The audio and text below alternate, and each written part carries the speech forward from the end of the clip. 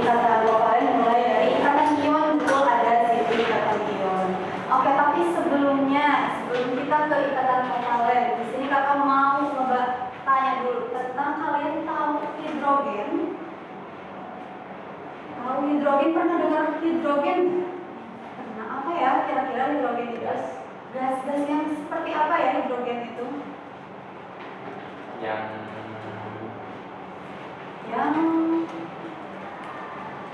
gas biasanya yang apa? Dingin. Oke. Pernah dengar nggak balon yang isinya gas hidrogen? Pernah dengar? Pernah, dia bisa terbang kan ya? Nah, gas hidrogen itu gas yang tidak memiliki warna, betul? Nggak ada warnanya? Betul. Ada baunya nggak? Nggak. Iya, tidak berbau sama tidak berwarna. Tapi dia itu mudah terbakar. Pernah lihat nggak kalian di yang lewat gitu ya, balon udara yang kebakar, pernah lihat? Nah, itu tuh salah satunya dia pakai gas hidrogen. Ketika gas hidrogen ketemu misal api, dia bakal otomatis jadi apa? Terbakar, jadi besar ya, ada gas hidrogen. Oke, kalau gas hidrogen kalian masih pada ini ya, contohnya itu yang ada di dalam balon. Tapi kalau oksigen, kalian tahu nggak kalau oksigen? Tahu apanya? Tahu oksigen itu apa? Yang kayak gimana ya oksigen? Yang kita hirup sehari-hari. Dia berperan banget di kehidupan kita. Setiap hari yang kita hidup ya. Kira-kira kalau oksigen bentuknya gimana? Sama nggak sama kayak hidrogen? Bentuk molekulnya? Ya, bukan bentuk molekulnya, bentuk gasnya gimana? Nggak terlihat. Nggak terlihat. Tidak berbau nggak? Nggak. Ketika kalian hidup oksigen ada baunya? Oh ya, kan. Itu kalau berarti oksigennya ada apa? Campuran. Oke. Nah, jadi tapi sama di sini ya. Oksigen juga selain berperan di kehidupan kita, dia juga bisa menimbulkan apa? Mudah terbakar. Jadi unsur oksigen dan unsur hidrogen itu sama-sama mudah terbakar. Oke. Di sini jadi kan di sini hidrogen sama oksigen itu mudah terbakar ya. Tapi ketika unsur oksigen sama hidrogen bersatu atau bersatu itu jadi apa? H2O itu apa? Hidrogen dioksida. Ya, H2O.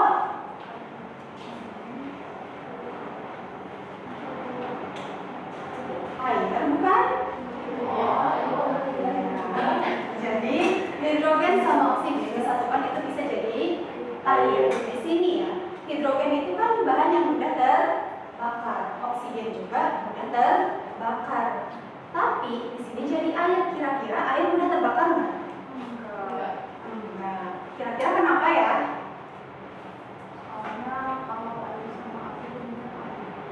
Air sama api jadinya padam. Nah, di sini sedangkan yang nyusun air itu ada hidrogen, ada oksigen, bahan pembakar dua-duanya mudah terbakar. Gimana? Oke, biar kalian lebih tahu, kakak udah nyantumin ada artikel yang harus kalian baca di ini masing-masing. Ada nggak? Nah, di situ kalian coba baca dan lihat kenapa air itu bisa memadamkan api. Sedangkan penyusun air itu di mana? Ada hidrogen yang mudah terbakar, oksigen juga demikian mudah terbakar. Ada bisa dibuka?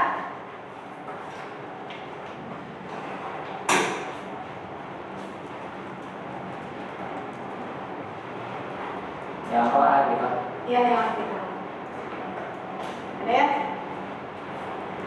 Ada yang sebelah sini?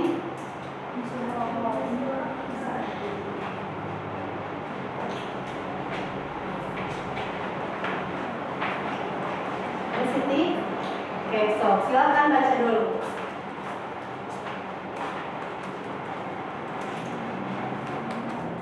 Jadi gimana cara air memadamkan dipadamkan api, di mana air itu terdiri dari bahan yang mudah terbakar.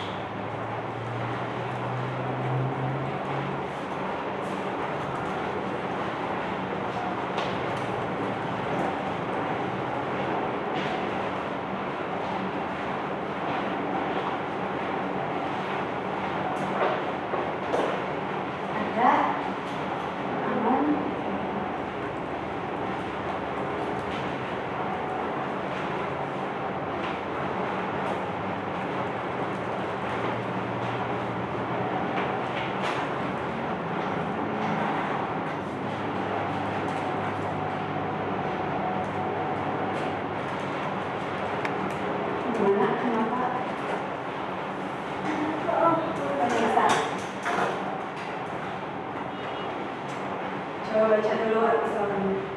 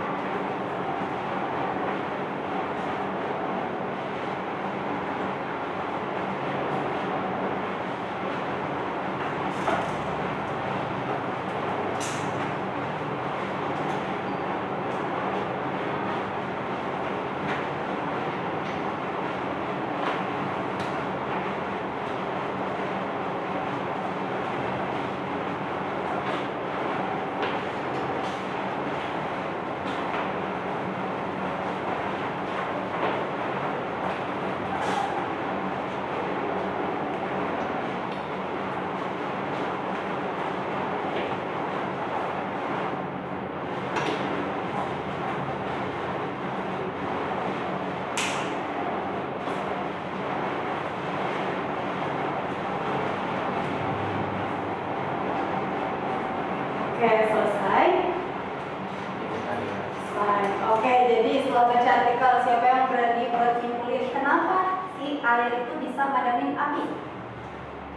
Ya, oke, Siti coba. Karena air menyerap panas secara drastis dan mengisolasi oksigen membuat nggak meledak. Oke, betul Siti. Jadi intinya dia memutus apa? Memutus Sumber oksigen. ya, sumber oksigen. Nah, jadi betul yang tadi dikatakan oleh Siti. Yang lain ada yang mau nambahin? Aman?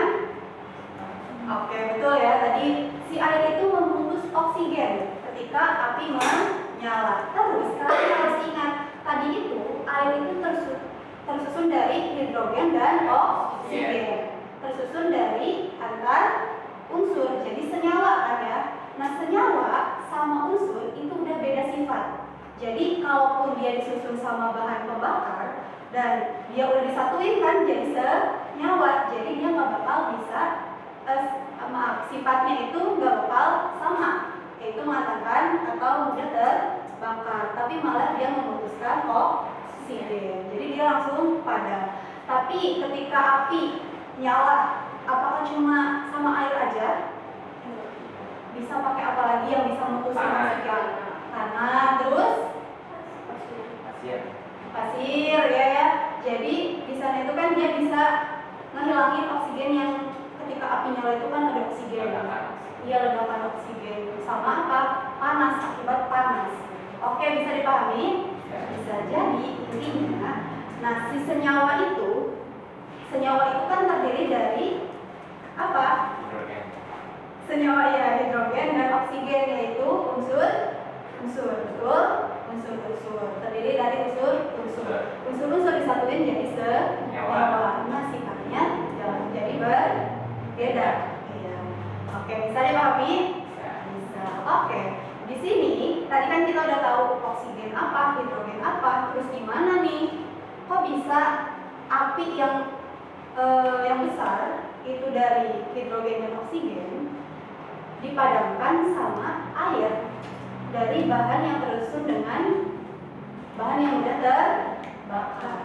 Oke, jadi hari ini di sini sini kita bakalan belajar tentang pendahuluan ikatan kovalen. Yang kedua kita akan belajar tentang sifat ikatan kovalen. Tapi sebelum ke ikatan kovalen, ada yang tahu kalau ikatan ion? Ion itu apa ya? Ikatan ion, ikatan itu ikatan apa ya? Rangkaian. Rangkaian gimana?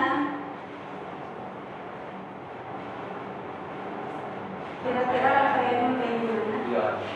Oke, karena ikatan mungkin ya ada bahasa ikatan. Jadi tadi kata Farijal apa? Rangkaian. Oke, tapi di sini ikatan ion yang dimaksud itu di mana elektron antar atom itu saling serah terima atau saling melepaskan sama Iya, saling melepaskan dan saling menerima. Di sana ada ikatan ion. Oke. Di sini tuh ada serah terima elektron.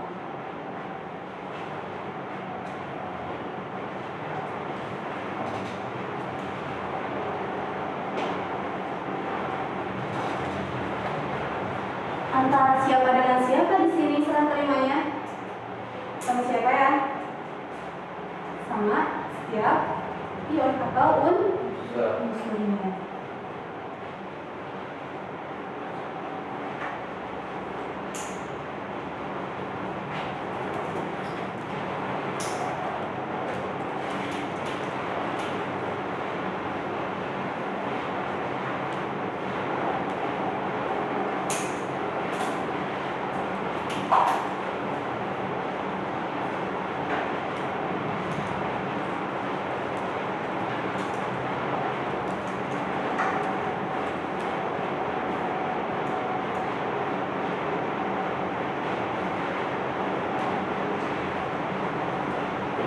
Oke, contohnya itu kayak serah terima antara unsur logam dan non logam. Nah, di sana itu ikatan ion. Terus gimana sih kayak keduanya yang kayak tadi hidrogen dan oksigen? Itu kan unsurnya sama-sama non logam. Kalau sama-sama non logam ya bukan termasuk logam kan? Kalau hidrogen dan oksigen masuknya ke non logam. Nah, di sini kita bahas di ikatan kovalen. Nah, ikatan kovalen sebelum dijelaskan ini ada yang udah tahu nggak kira-kira apa ikatan kovalen? Belum? Jadi kalau senyawa baru atau dipakai bareng? dipakai barang. Iya, jadi ada elektron yang dipakai bersama. Nah, ikatan kovalen itu ada elektron yang dipakai bersama. Kalau ikatan ion kan tadi serah terima. Kalau ikatan kovalen kita digunakan bersama. Apa yang digunakan bersama? Elektronnya. Iya, elektronnya.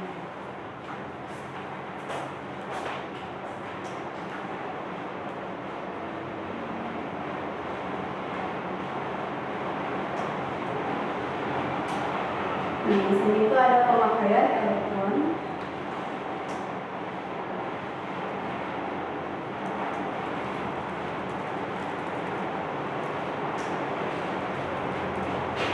Oke, kenapa harus digunakan bersama?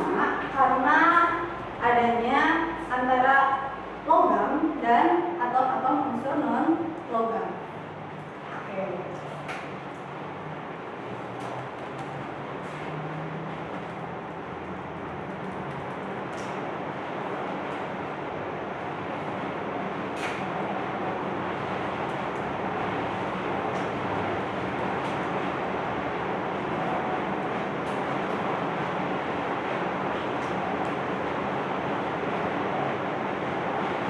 Antara logam, atom,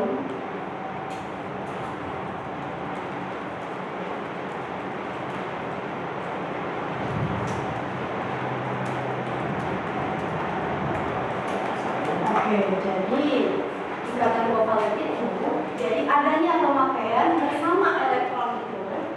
Jadi akibatnya itu adanya elektronegatifan antara logam dan atom-atom unsur non logam. Jadi dipakai bareng-bareng di sana.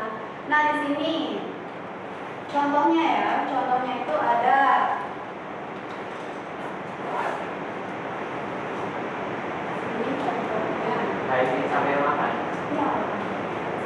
tabelnya. Nggak, jangan mengganggu. CL2 terus CH4 sama H2O. Oke, ini contoh dari ikatan kovalen. Nah, gimana? Kan kalian dari sini udah ada contohnya ya, tapi bingung nih. Ikatannya itu elektronnya itu gimana sih bentuknya betul? Nah, di sini kita coba contoh proses pembentukan Cl2. Oke.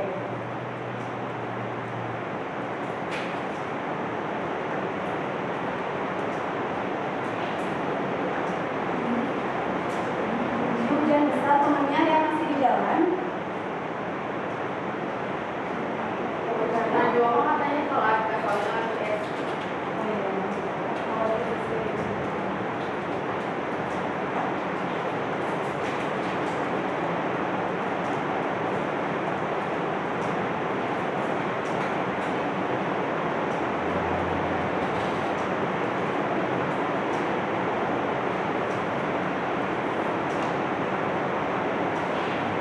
Oke, di sini contoh proses pembentukan Cl.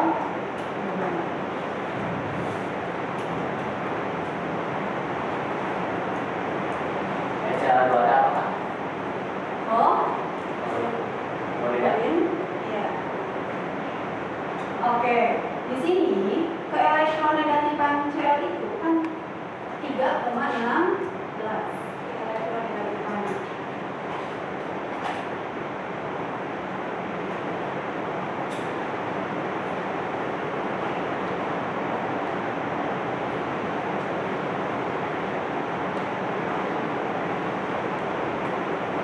Oke, di sini tuh keelektronegatifan itu 3,16. Nah, di sini ada selisih yang namanya selisih 0.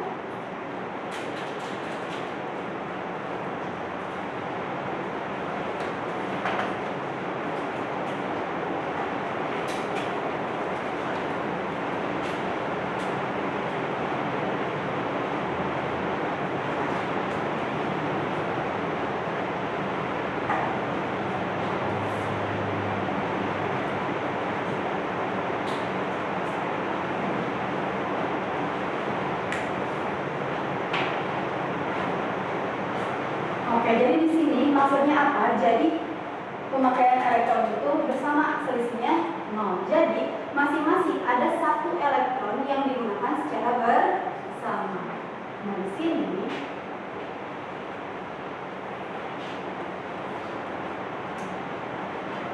Cl itu kan ada punya 6 ya. Punya 6. Di sini dia punya 6. Kali punya 7 dan di sini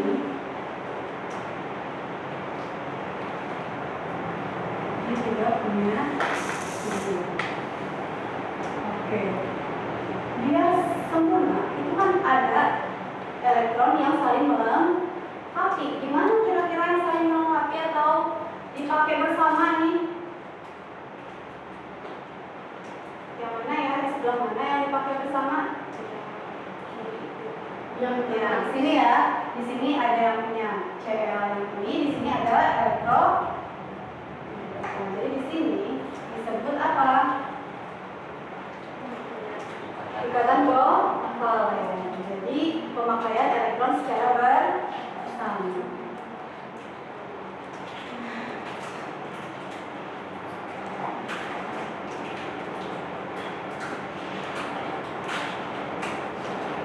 Oke, di sini ada yang mau ditanyain dulu, aman? Oke, selanjutnya kan di sini udah kita contoh dari ikatan kovalen pemakaian bersama dari Cl2. Nah, di sini ada ikatan kovalen. Selanjutnya itu ada ikatan kovalen unsur non logam. Ternyata ada yang saling logam dan non logam. Nah, gimana contohnya? Contohnya di sini ada ya.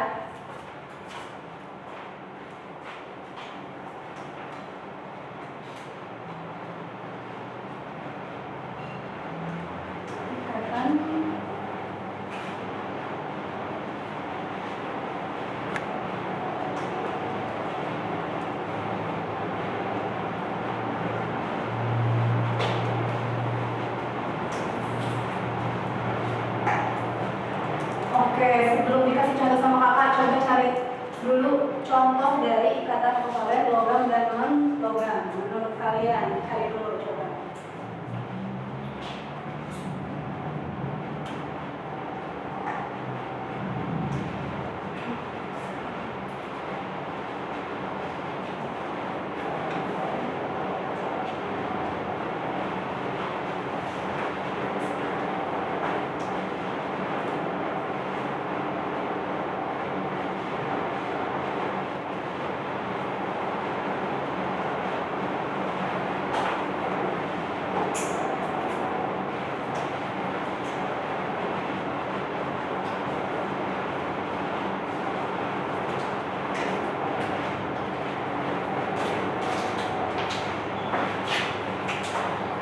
Oke, ada yang dapat contohnya apa?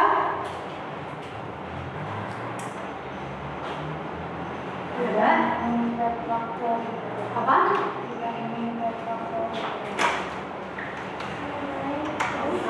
Oke, halo. Oke, langsung gabung ya. Oke, apa tadi? Iya, betul. Oke, selain itu ada lagi nggak? Ya, itu antara apa? Logam dan non logam. Oke, itu ya yang tadi kalian sebutin itu contoh dari ikatan kovalen antara logam dan non logam. Oke, di sini kan ada dilihat dari selisih keelektronegatifan. Kalau selisih itu apa selisih? Beda. Iya, dari bedanya. Contohnya di sini ya. Kalau di sini kakak punya contoh misal.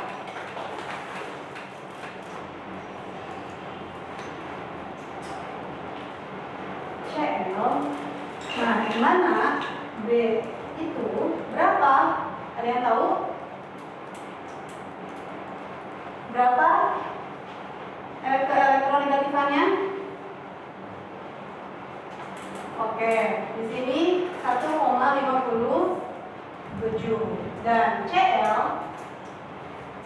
Kalau tadi Cl berapa? Keelektronegatifannya ya 3,16. Kalau dilihat dari selisih, berarti gimana selisih dari B dan Cl? 1,59. Iya, dikurangi dari 3,16 dikurangi 1,57. Jadi di sini ada delta elektronegatif di mana 3,16 dikurangi 1,57. Jadi itu 1,59 ya. Oke, jadi keikatan kovalen itu bukan cuma antara logam dan logam, non logam dan non logam, tapi bisa ya antara yang itu antara non logam. Di sini ada logam dan non logam. Oke, selanjutnya ikatan kovalen itu ada jenisnya. Jadi bentuknya ini yang kayak gini gimana? Oke, jadi ada jenisnya itu ada 3. Ketika satu pasang ikatan kovalen tunggal, kalau 2 berarti rangkap 2, kalau 3 berarti rangkap 3. Biar kebayang di sini kita tulis ya.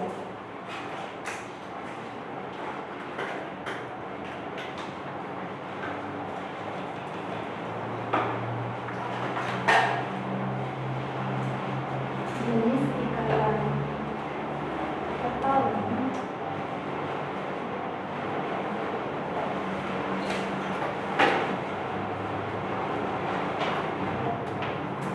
Berdasarkan pasangan elektron.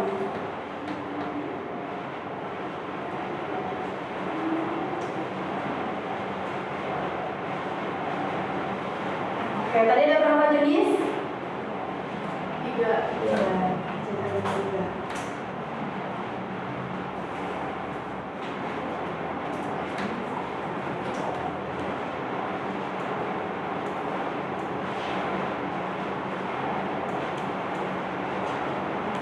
Di sini P itu pasangan elektron ya, jumlah pasangan elektron. Terus ada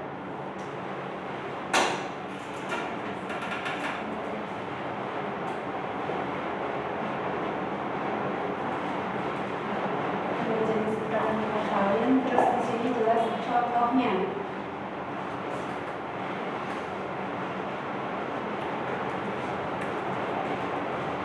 sini ketika satu pasang, nah ikatan kovalennya itu disebut ikatan tunggal.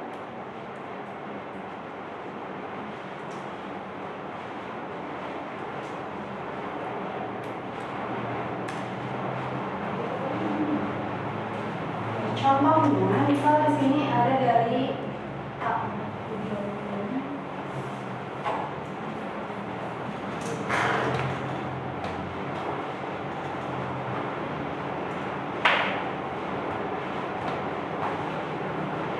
Oke, ini contoh dari jumlah pasangan elektron ketika satu itu jenisnya ikatan kovalen tunggal. Kalau dua, kalau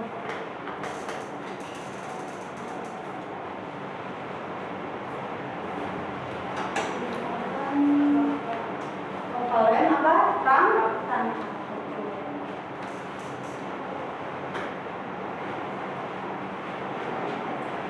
Oke, contohnya misal di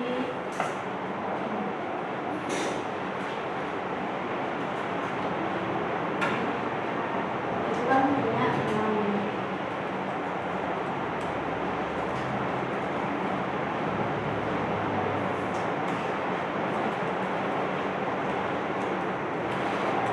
Oke, ada rangkap di sini. Ya, 2 pasangan, masing-masing ada 2. Oke, terus yang 3, ada 3 pasangan.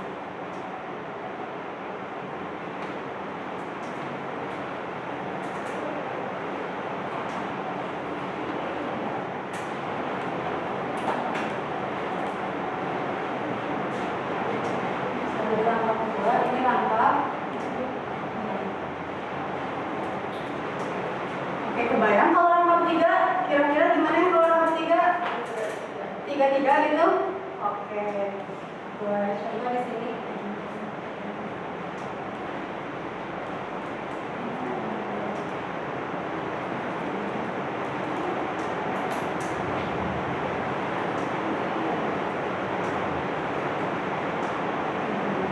Oke.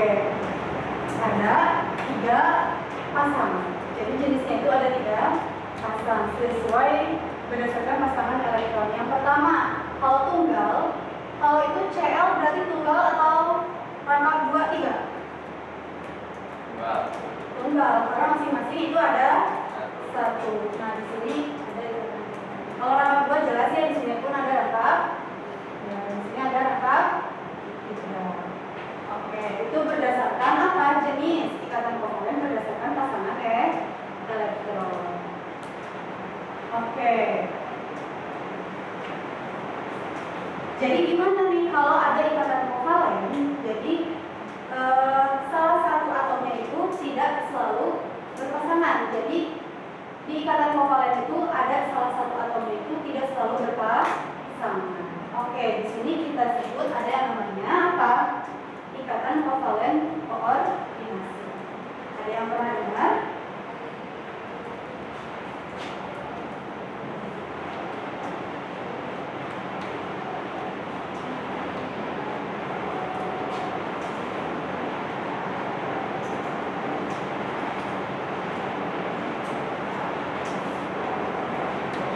Oke, kira-kira apa ya kalau ini ikatan kovalen koordinasi?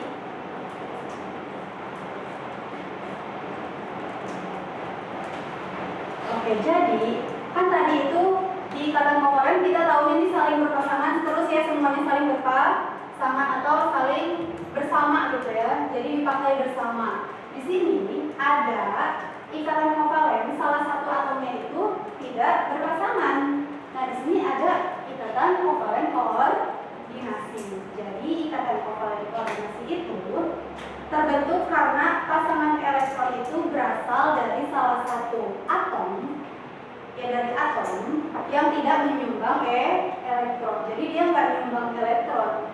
Contohnya coba di sini ya, kita contohin. Oke, di sini dulu ikatan kovalen koordinasi.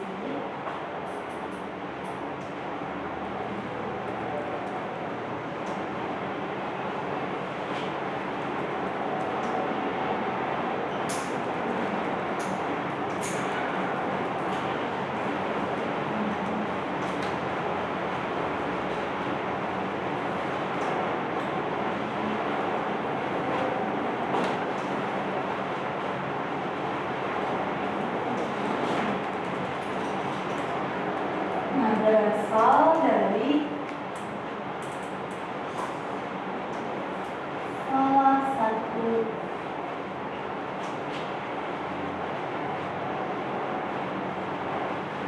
nah jadi dia dari atom-atom, berasal dari atom-atom yang lain, atom-atom lain, dan dia itu tidak menyumbangkan elektron.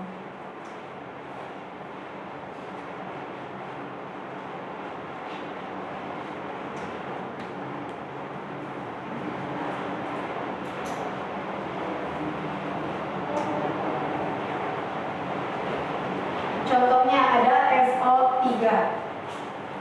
Coba semua cari tahu SO3 itu apa?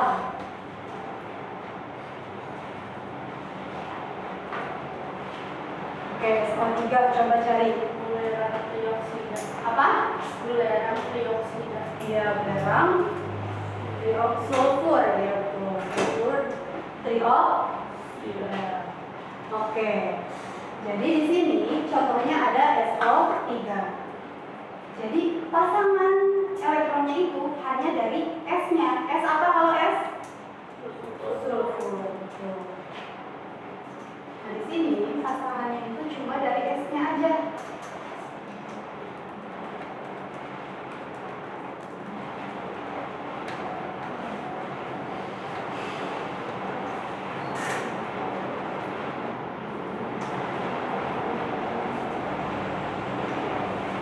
Oke, coba di sini kita gambar biar kebayang ya gimana sih bentuknya ikatan kovalen koordinasi. Ya betul. Di sini ada misal SO3, berarti S-nya ada 1, O-nya ada 3, betul. Jadi di sini kita tulis S di tengahnya. Nah, di sini S. Nah, di sini ada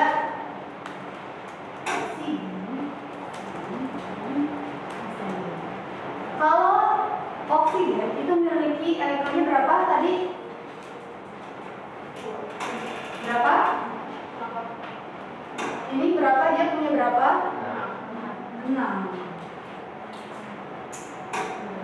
3, 4, 5, 6. Semuanya ada 6? Iya, karena sama. Oh?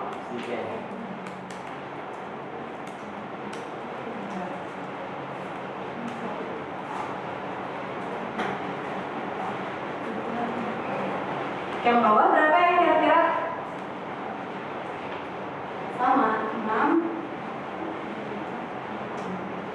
Oke, di sini kalau S dari sulfurnya sendiri itu punya berapa ya? 6 juga. Oke, dari situ itu ada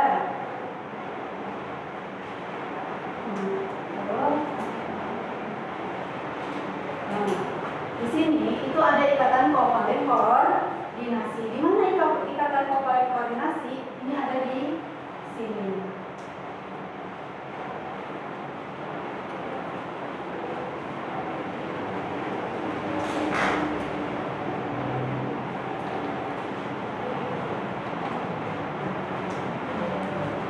Jadi di sini itu nggak disumbangin dari salah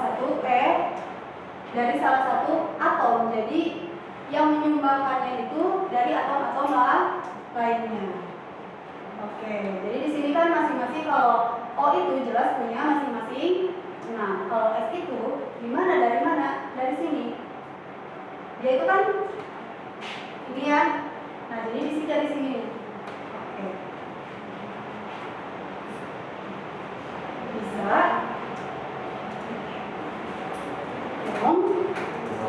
Yang mananya? Semuanya. Oke, di sini kan ikatan kovalen koordinasi itu terbentuk dari pasangan elektron yang berasal dari salah satu atom-atom lain. Jadi dia sendiri itu tidak menyumbangkan elektron. Jadi di sini ada yang menyumbangkan elektron? Tidak. Jadi itu pakai elektron masing-masing. Semua ya, enggak ada yang menyumbangkan. Oke, kalau di sini kan ada yang saling menyumbangkan, ada dipakai bersama. Oke. Jadi itu mah pure dari yang S-nya, Kak. Iya. Jadi dia tuh nggak saling nggak saling menggunakan bersama elektron itu. Jadi dari masing-masing, tapi disusun dalam satu senyawa SO3. Tapi yang ini sinyal sama yang Iya. ini nggak bakal ini. Harusnya di sebelah mana ini? Oke, ya. Yang bulat apa sih? Itu elektron. Elektron. Oke.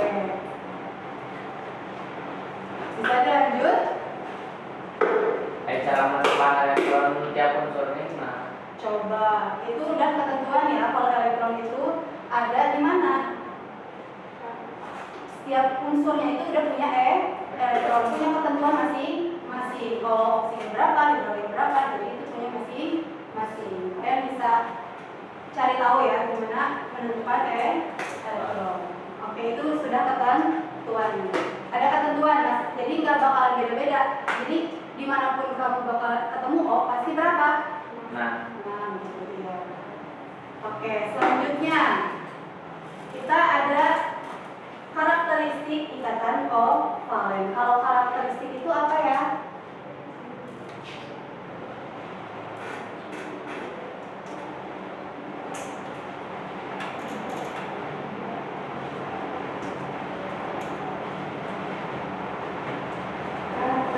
Kalau karakteristik itu apa ya karakteristik? Unsur karakter dari setiap unsur. Nah, di sini ada karakteristik ikatan kovalen. Ikatan kovalen pun tadi kan udah jelasin dari jenis-jenisnya, apa itu ikatan kovalen. Nah, di sini ada karakteristiknya. Oke. Nah, gimana kalau yang namanya unsur itu kan ada yang namanya titik leleh dan titik didih. Ya, yang pertama di sini itu ada ikatan kovalen itu titik didih sama titik lelehnya. Kalau ini halo, Wak. Oke, masuk lagi ya, Najwa.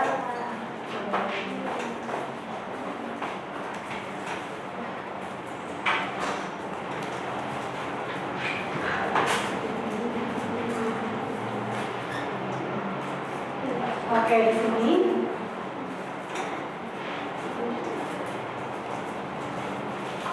ketika ada ikatan kovalen, dia itu memiliki titik didih dan titik leleh yang rendah.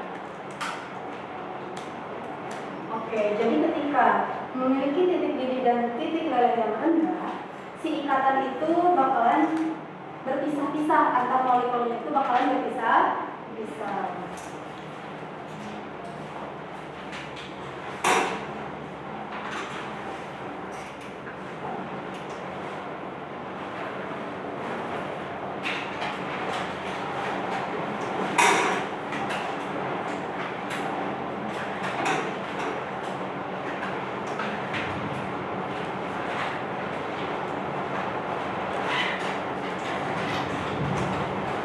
Oke, jadi di sini ketika ada ikatan kovalen yang dimana ada ikatan kovalen nih antara misal tadi Cl2.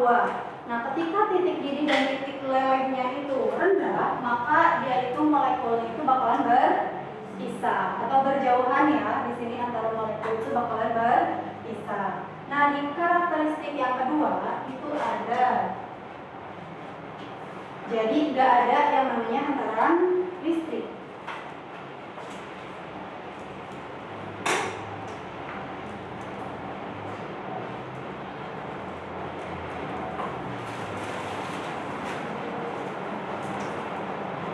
Oke, jadi tidak mengantarkan listrik. Kalau ada ikatan kovalen berarti dia itu tidak mengantarkan listrik. Adanya padatan terus kelekan, jadi nggak ada ion. Jadi ion itu tidak bergerak bebas ketika dia nggak punya apa? Tidak mengantarkan listrik. Yang ketiga,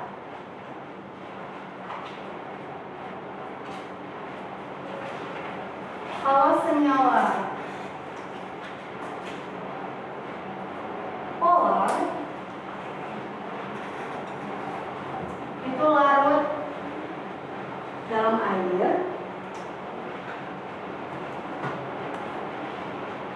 Kalau non polar berarti apa sebaliknya? Tidak larut. Iya, tidak larut dalam air.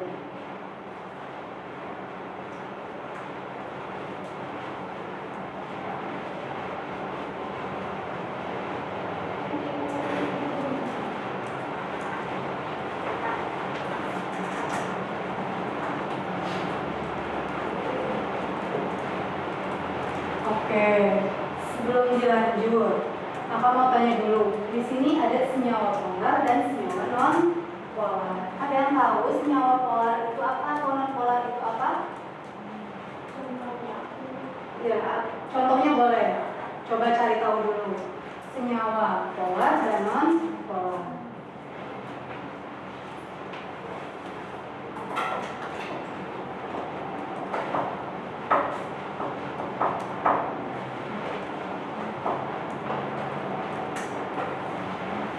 Enggak?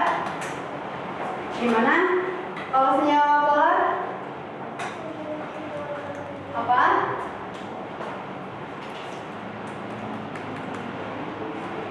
Apa? Ya, tidak memiliki muatan listrik, tidak merata. Kalau non polar berarti apa? Ya, tidak memiliki aliran listrik. Oke, di sini senyawa polar itu yang ada apa yang dapat menghantarkan listrik itu dapat larut dalam air. Sedangkan kalau non polar itu tidak dapat larut di dalam air. Oke, itu kan di sini ada karakteristik dari ikatan kovalen. Kalau karakteristik itu, jadi ketika ada ikatan kovalen berarti di sini ya, yang pertama ketika titik didih dan titik lelehnya itu rendah, berarti molekulnya itu saling berjauhan atau berpisah. Terus yang kedua, tidak mengantarkan listrik. Ya, yang ketiga, senyawa polar itu bakalan kelihatan larut di dalam air. Tahu larut? Ya, kebayang ya larut? Nah, kalau non polar yang tidak mengantarkan listrik, dia nggak bakal larut di dalam air. Oke, bisa dilanjut? Oke, di sini ada kepolaran atau jenis ikatan kovalen berdasarkan apa? Polar dan non polar. Tadi kan udah tahu ya kalau polar itu mengantarkan listrik, ada listriknya. Kalau non polar tidak ada listrik. Oke, di sini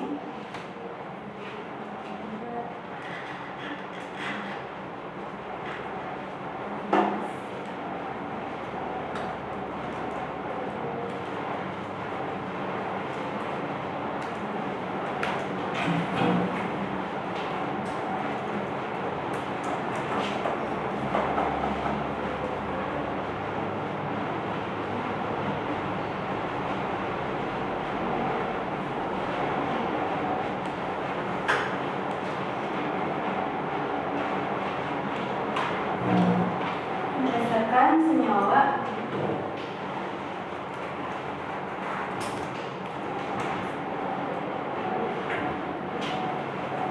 Oke, yang pertama itu kan tadi ada ikatan kovalen polar.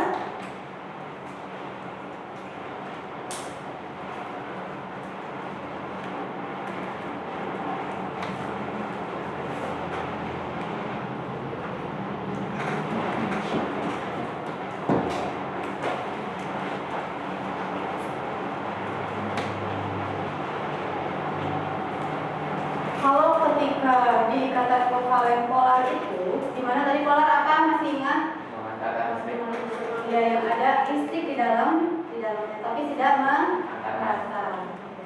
Nah, di sini beda atomnya itu dari 0,4 sampai 1,8. Nah, di sini.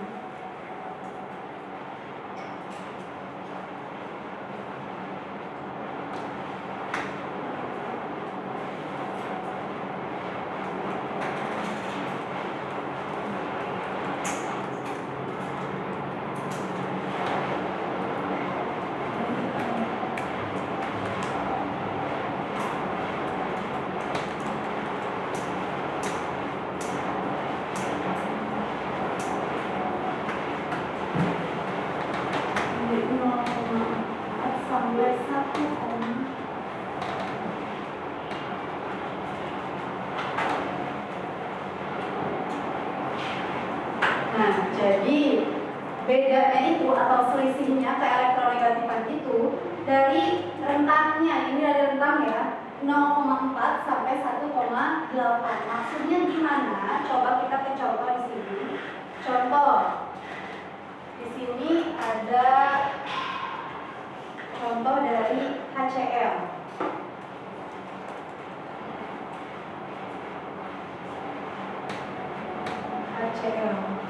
HCl itu di mana H punya elektronegatifnya berapa? Ada yang tahu kalau H berapa ya?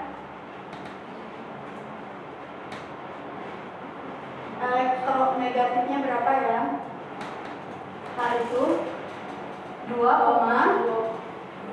Iya, 2,2. Betul? Betul. Terus di sini ada Cl. Kalau Cl tadi berapa ya Cl? 3,6. Kira-kira mau lihat kita ini masuknya ke polar atau bukan? Kita hitungnya gimana ya kalau beda atau selisih? Dikurang. Jadi ada delta elektronegatif.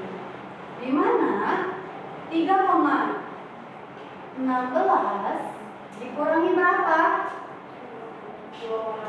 2,2. Jadi berapa ya? Berapa?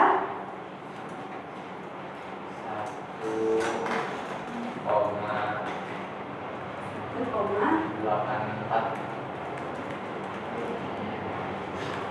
Betul? Coba hitung semuanya. 1,84 betul? 0,9. Nah, ya berapa? 0,9. Nah, bisa dibulatin? Bisa dibulatin nggak? Jadi berapa yang mau dibulatin? 1. Tapi tanpa dibulatin masuk ke ikatan kovalent polar? Masuk, karena rentangnya itu dari 0,4 sampai apa? 1,8. Oke, jadi karena ini 0,96, jadi HCl itu masuknya ke ikatan kovalent polar.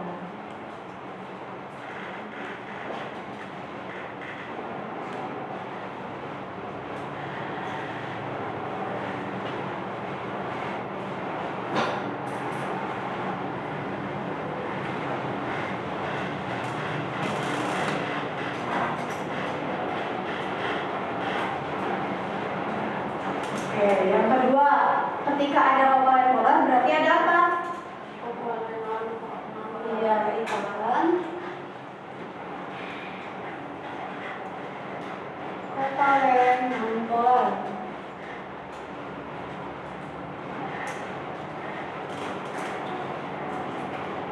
Nah, kalau di sini kan 0,4 sampai 1,8. Di sini beda atom-atom itu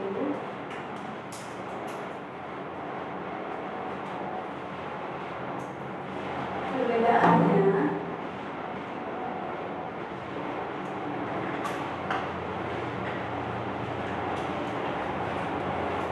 dari 0 sampai 0,39. Contohnya H2.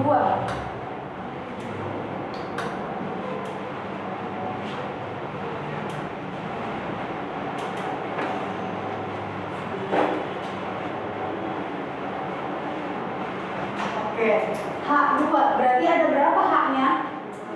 2. H itu berapa tadi elektronnya? 2,2. H juga berapa? 2,2. Berarti selisihnya berapa ya? 0. Betul. Karena dia masuk 0, berarti dia masuk ke non polar.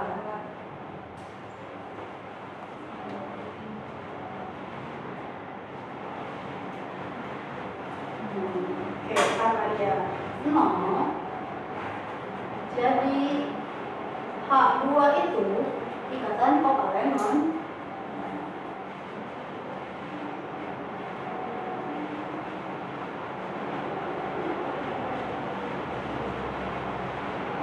Oke, jadi ketika ada ikatan kovalen polar itu yang di dalamnya ada listrik tapi tidak merata, itu perbedaannya itu selisihnya itu antara 0,4 sampai 1,8. Jadi ketika ada senyawa dijumlahkan elektronnya atau selisihnya, kita cari selisihnya, hasilnya antara ini berarti dia masuknya ke polar. Berarti dia masuknya kemana?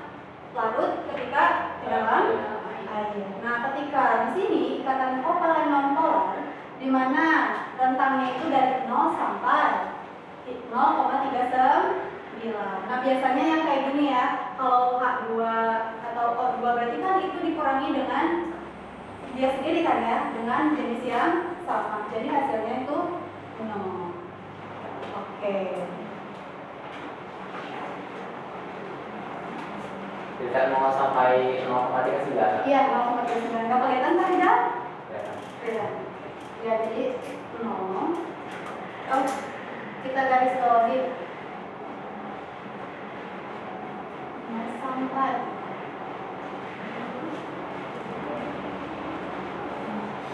Oke, dikit lagi ya. Oke, selanjutnya di sini kita kan udah ngejelasin tentang ikatan kovalen ya. Nah, di sini ada sifat-sifat dari ikatan kovalen.